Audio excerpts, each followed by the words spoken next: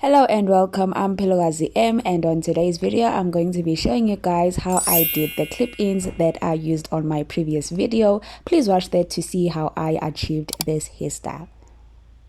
And next to me is a list of all the things that I will be using. Firstly, you need braiding hair that you can dip in hot water, a curling rod, and take your braiding hair, put it around the curling rod, and then make it one piece together. Now you will start twisting the braiding hair around the curling rod. So hold it firmly and twist the braiding hair and then rotate it around the curling rod, ensuring that it's nice and tight so that it does not get loose. So repeatedly you will just twist the hair and curl it around the curling rod in whatever manner that you feel comfortable with.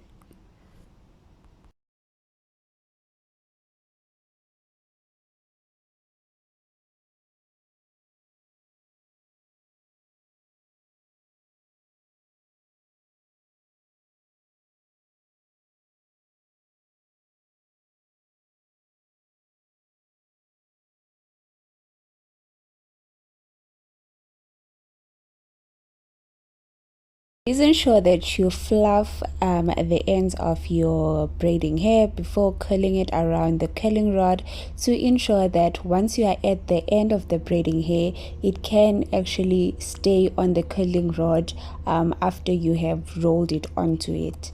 Because if the ends are not fluffed out, it will not stay onto the curling rod. The curling rod can be substituted with a plastic straw or a kebab skewer. Once you've rolled the hair onto the rod, you'll now put it in a bowl or in a sink or wherever you can pour boiling hot water. Then you will pour boiling hot water over it and ensure that you cover all parts of the rod with the boiling hot water. If you are unable to cover all of the hair during the pouring, you can just move around your bowl to ensure that the water gets to every part of the hair. After draining the water, remove the rods from the bowl and allow them to air dry.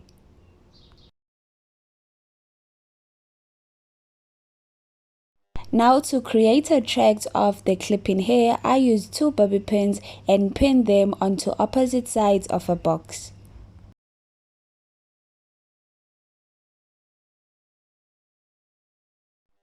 Then I took wool and inserted it into the first bobby pin and took the opposite end of that wool and inserted it into the second bobby pin.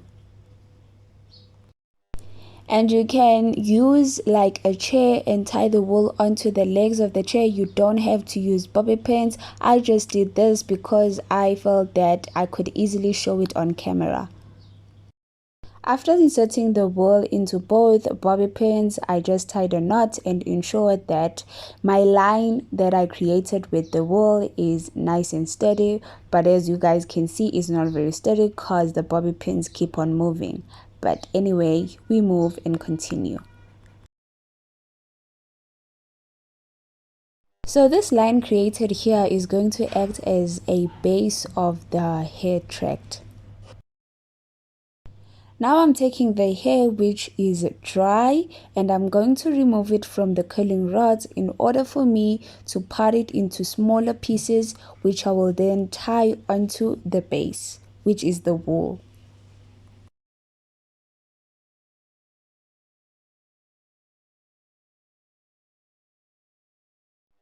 So when I'm preparing to divide the hair into smaller pieces, hold it at the loop that was created on the first fold over the curling rod and then start to unravel that curl.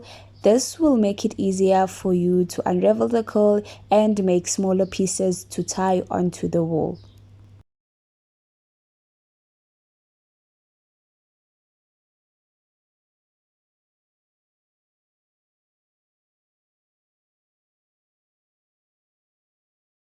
After unraveling the curl, I divided the hair into 3 smaller pieces. So we divided into smaller pieces so that when creating the knot with the hair onto the wool, the knot is not too big.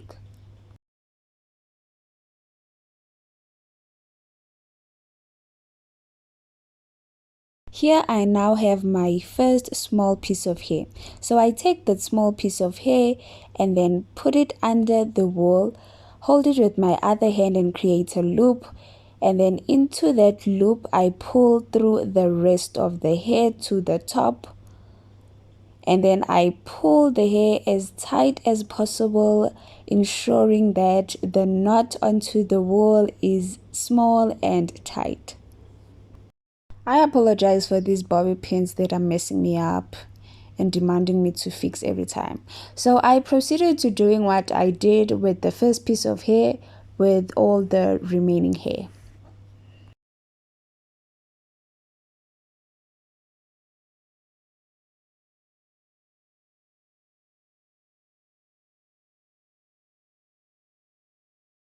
When doing this, please ensure the knot is small and tight. So this is all the hair from the first curling rod. Once done with attaching the hair onto the wool, you can remove the wool from whatever you used to hold it and trim if necessary.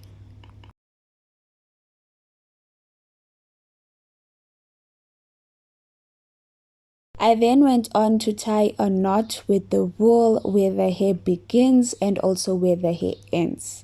We do this to avoid the hair from falling out of the wool tract, because that would be a disaster, because the only thing you'd be left with is a string of wool with no hair, and that's not exactly what I'm going for here. So tie the knots, it will save the hair. And I ended up with something like this that has a knot on each side of the hair.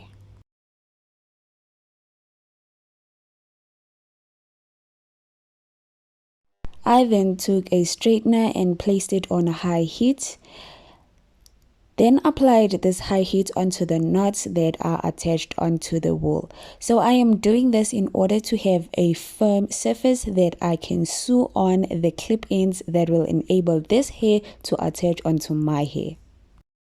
Once that is done, the knots that are attached onto the wool should not move around when you try to move them. Now to sew in the clip ends, I used a needle and doubled my thread. These are the clip ends that I will be using, and the part that pops out from the clip-in is the part that will attach onto your own natural hair, while the opposite side is the side that you will stitch onto the clip-in, or sew in this case, not stitch.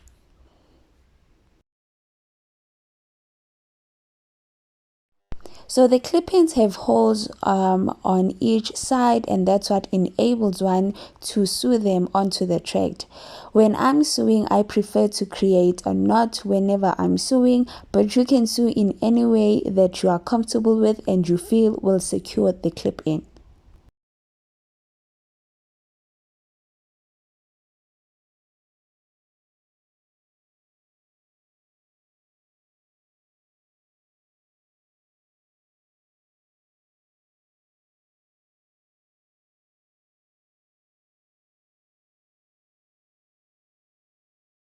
Once I was done sewing on the first side of the clip-in, I just created a knot, and then I will cut off the thread and move on to the other side.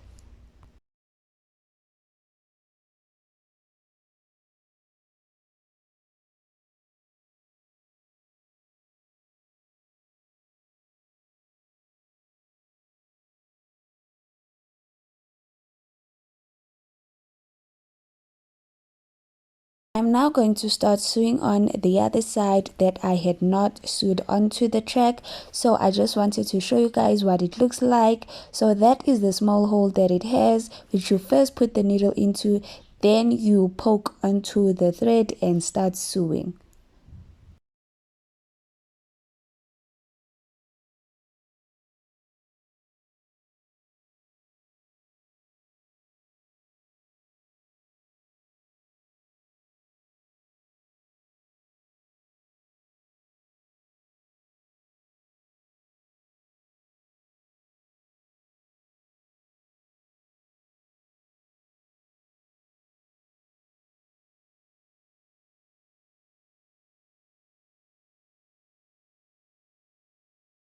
I then went on to cut off the thread and the wool that was on the sides.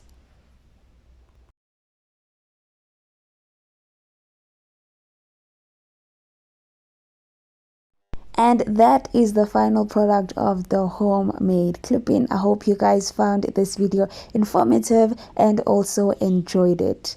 Please make sure that you subscribe to the channel, share your thoughts in the comment section, and watch the previous video that is linked in the description to see how I achieved a look using these clip-ins. Thank you so much for watching. I hope to see you on my next video. Bye.